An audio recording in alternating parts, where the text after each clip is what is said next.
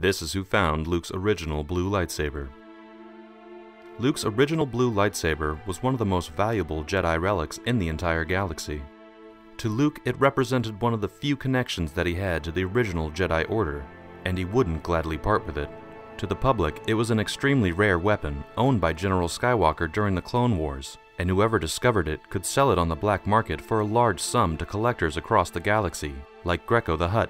To the Empire, it was dangerous Jedi contraband and was to be taken into holding as soon as possible. With all these interested parties, who found it first? Well, to tell this story, we have to remember where it ended up. During Luke Skywalker's duel with Darth Vader on Cloud City, the Dark Lord of the Sith got the better of the young Jedi Padawan and used his red lightsaber to cut clean through Luke's hand.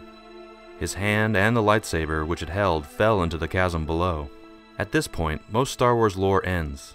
We know that that lightsaber eventually finds its way into Maz Kanata's keeping and eventually becomes Rey's. But the 40 years of history in between have been murky at best, until now. While Darth Vader pleaded with his son to join his side and rule the galaxy as father and son, Luke's blue lightsaber tumbled past hundreds of stories until it was sucked up by waste pipes.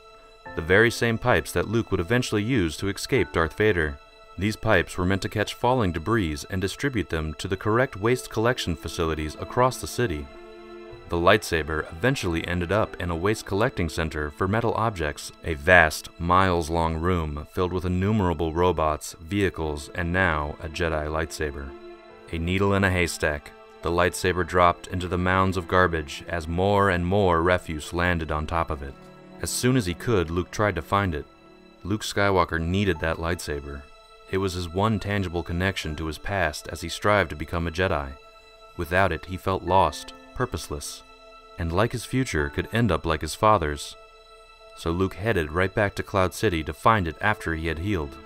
But he eventually gave up his search.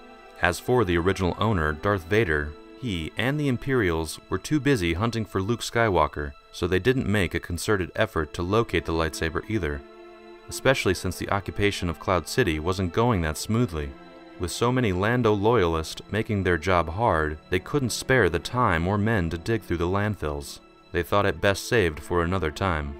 Days had passed as the lightsaber sat amongst the refuse, and days more would likely come, if it wasn't for one very unlikely creature. While searching through the garbage hoping to scrap together something of use, a short-snouted, short-statured, and short-armed Ugnaught saw something interesting. A slender cylinder sitting amongst the rusted, sharp-angled debris that filled the massive enclosure. He reached down, curious as to what it was, and lifted it to see it a bit clearer. Of course, the object was Luke's fallen lightsaber. Without realizing it, this little Ugnaught set events in motion that would lead to Rey's rise as a Jedi, and eventually the Emperor's final defeat in the Battle of Exegol 40 years later. There isn't much to be said about this Ugnaught in the new canon, so we'll have to rely on the legends for more of the story. In the original Star Wars legends, his name was Grogan, and eventually Darth Vader would find out that he had discovered the lightsaber. Darth Vader would come to retrieve it, demanding that the small Ugnaught hand it over without a fuss, but the Ugnaught wanted a reward for discovering it and demanded compensation. Darth Vader quickly killed him for his insolence and took the lightsaber back to the Emperor's personal collection. However brief, Grogan became a temporary owner of one of the Empire's most feared weapons, the lightsaber of Anakin Skywalker and his son Luke.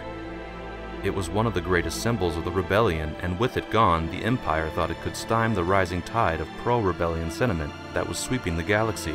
Even more, they hoped that they could deflate Luke's sense of self and perhaps deter him on his journey towards becoming a Jedi. That, of course, did not work.